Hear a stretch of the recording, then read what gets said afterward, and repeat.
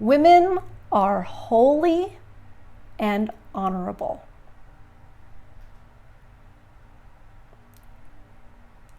No? No. Hi, welcome back to Feminism on Trial. I've struggled with understanding why some men's rights advocates have such a problem with traditional roles as put forth by Christianity and that were followed in the past. A lot of times they'll say also that chivalry is bad for men, and a traditional situation of marriage where the woman stays home and the man works is a bad deal for men. And I've struggled to understand that, and one of the ways that I've partially tried to make sense of it is that perhaps it's because they're looking at women nowadays and being like, yeah, they don't bring anything to the table. And so they're thinking this woman is just gonna sit around all day, go get her nails done, what have you, rather than actually keep the house, raise the children, maybe homeschool the children, cook the meals, help budget so you save money, and not just be, a kept woman who's spoiled. So I could see why they would be against, just keeping a woman, and having her be spoiled and the rest of it. That makes sense to me, and that was the way I was like, yeah, I get why they think traditional marriages are bad. But then I think, well, why do they look back in the past and still think that? I'm still struggling with that. Please let me know in the comments, your way of looking at it. That would help, because I really do want to understand. I don't just want to sit here and disagree and criticize. I can't really disagree if I don't understand the point of view. But here lately, I've had the opportunity to get a little bit of insight, which might be helping me to understand. And just so I remember, please hit like on this video and subscribe to the channel if you haven't already. I really appreciate it. I always forget to say that. So, a man that I know who has shared some of his struggles in the past, etc. He is in a church group, a men's like support group, and the support group is for men who have cheated on their wives. And it could be that they actually stepped out and had a physical affair with another woman. It could be that they were watching naughty things on the internet and then got caught. A whole array of whatever cheating means. Anyway, so they're in this support group. The man that is going to the support group, when he first went, like the first time he went, I think, he met the leader of the group, the guy who's like the organizer of it. And the organizer said to my friend his, like, a little snippet of his story, and he said, yeah, when he got caught cheating or whatever, his wife punched him and said, you're gonna go to a group like this. And my friend said, that's abuse. And the man laughed. He laughed it off. I don't really know why, if he was just, it was like awkward, embarrassed, like, that's so funny. A woman can't abuse him. Whatever it was, like, this was the first day of the group that this friend of mine experienced. And So basically, some of these men have been going to this group for over a decade. And they go, and it's just basically this meeting to talk about, well, have you behaved yourself this week? Have you touched yourself this week? Did you look at naughty things on the internet this week? And it's just it's a way for them to get together and basically agree that they're scum.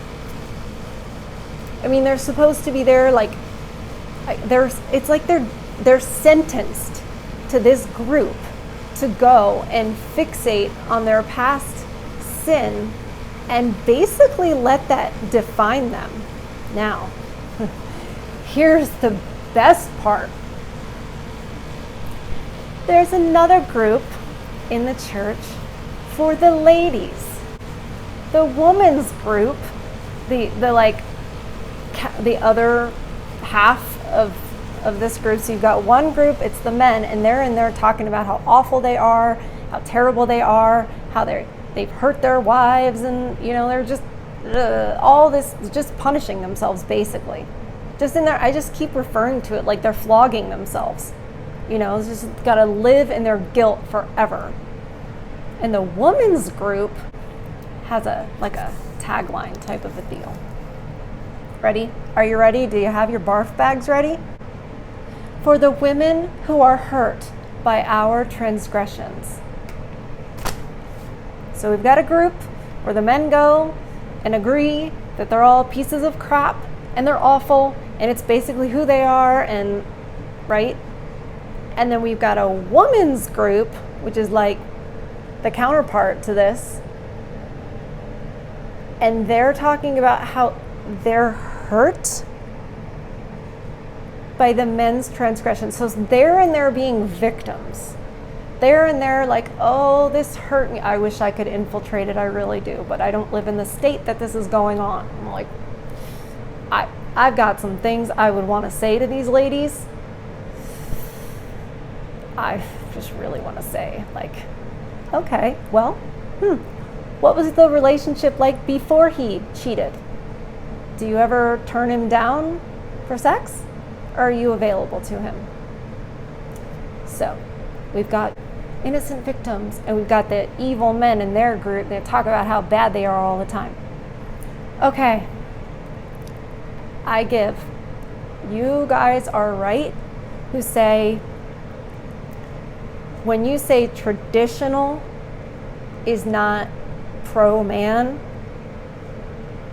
I can see if you're looking at what the modern Christian church is doing and how feminism has infiltrated and infected and poisoned it. Yeah, it's bad. It's bad. It's covert because they claim they're traditional. They claim to follow the Bible. No, these women are not. They're being completely unbiblical. They should be extending grace to their husbands and forgiving. That's what the Bible says to do. Also, I've got questions about how were they behaving before the man, made his mistake. 'Cause I have a feeling they weren't just like, baking homemade biscuits and being sweet, and I have a feeling that's not the case. I have a feeling maybe they were argumentative. Maybe they were working too much. Maybe they were whatever. And if there are women watching, well, that doesn't give him to cheat. As if cheating is like the worst thing a person can ever do. I'll admit, it's not fun to be cheated on. It's not. But when a man cheats, it's not the same as when a woman cheats. It doesn't mean the same thing. If you reject a man physically, if you reject your husband physically, that is really hurtful to him. That's a rejection. It's painful to him. And biblically, ladies, you're not supposed to do that ever. Now, yeah, people get sick, people, after childbirth, of course, there are reasons, and men, good men, are understanding of that. But you're supposed to be sexually available to your man, and when you're not, well, what do you expect?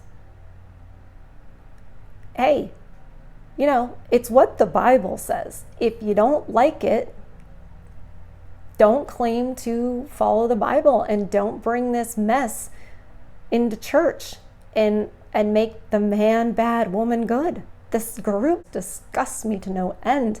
I so badly want to go in there and talk to the men and be like, fellows, yes, okay, you did something that wasn't good. You have repented. You've repented. What more can you do?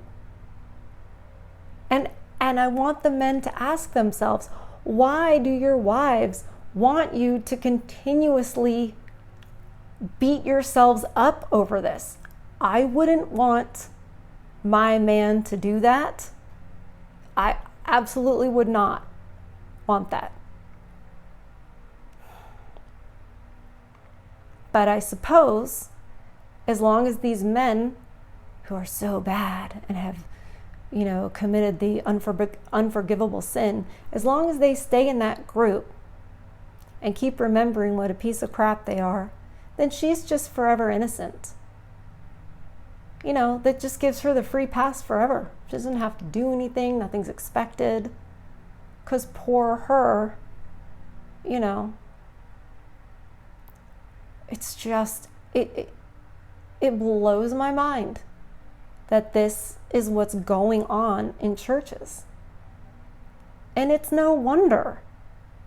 There are so many men's rights advocates and even just red pillars that do not see the value in traditionalism, because maybe they're associating it with these people that go to church and call themselves traditional or conservative. They are not. They're not. And I will go so far as to say that the feminism that has infected the church is more dangerous to our society than the blue-haired, angry feminists because that's obvious. You can go, oh, that's a feminist, okay. And they don't make themselves look good, But when you have these women playing dress up and pretending and saying this is what traditionalism is, that's horrible, because people who don't know what traditionalism is, if they see that, they're going to say, yeah, that's terrible. I don't want that. I don't want that either. I don't want that either. That's a lie. It's a complete lie. These women are accountable too. Whatever is broken in a marriage, it's two people. You're both in it together. And if you love someone, which they clearly do not, you don't want them to be punishing themselves forever and forever and forever for something. You would never want that. Here's the thing. Would they want that for their child? No, they wouldn't. So it's kind of obvious what's going on. And it's obvious who's running things in the church, and therefore that sort of seeps out into the so-called conservative realm. And it's the thing that makes me the most angry. Because how dare you do that? How dare you say you're following God's order, God's natural order, our roles, and this is what you show to the world and to your own children, and this is how you treat your men. I'm Christian, but I don't go to church. I'm not interested in that. It's just as bad as the world, probably worse, because it claims to be otherwise. So I will keep you guys informed if anything else goes down. Oh, thank you. Goodness gracious. No, there was something else. So My friend actually reached out to the leader of the group and was like, this is really not healthy. It's not good. He informed the leader of the group, do you understand that men are 3 times more likely to commit suicide than women? And after they've been exposed to family court, that number triples. He informed the leader of the group this. The guy was like, oh, wow, you should talk to this guy and this guy and this guy because they're all going through divorce. And my friend was like, because earlier that night in the group, one of the men stood up and said, and I quote, "Women are holy and honorable."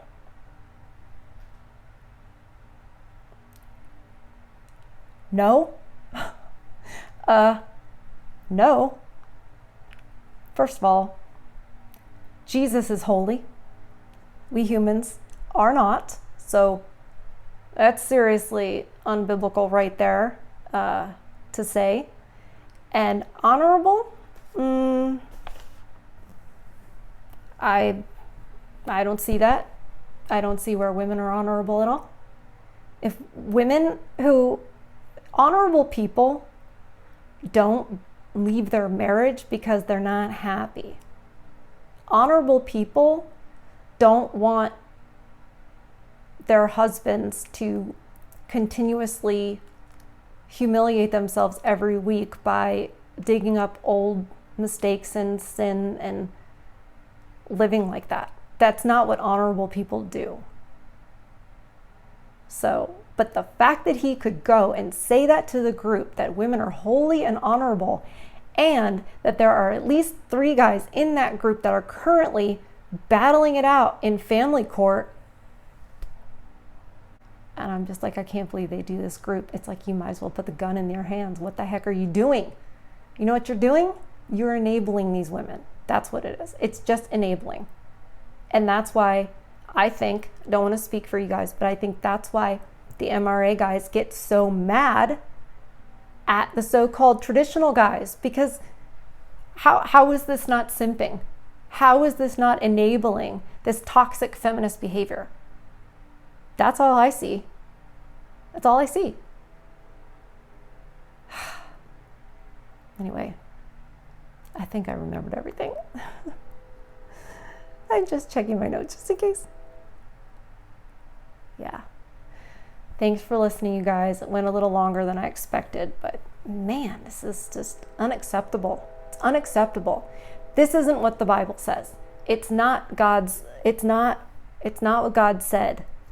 And whether you care or don't care or want to follow, or I just want to clear the record and be like, that's not what the Bible says to do at all. We have deviated so far from that. Feminism has infiltrated the churches and taken over and redefined all of this to where men and women submit to one another. No, they don't. No. Women, you're supposed to submit. You just are. And it's better when we do. It's better. Don't knock it till you tried it. Anyway, take care, you guys. Thanks for listening.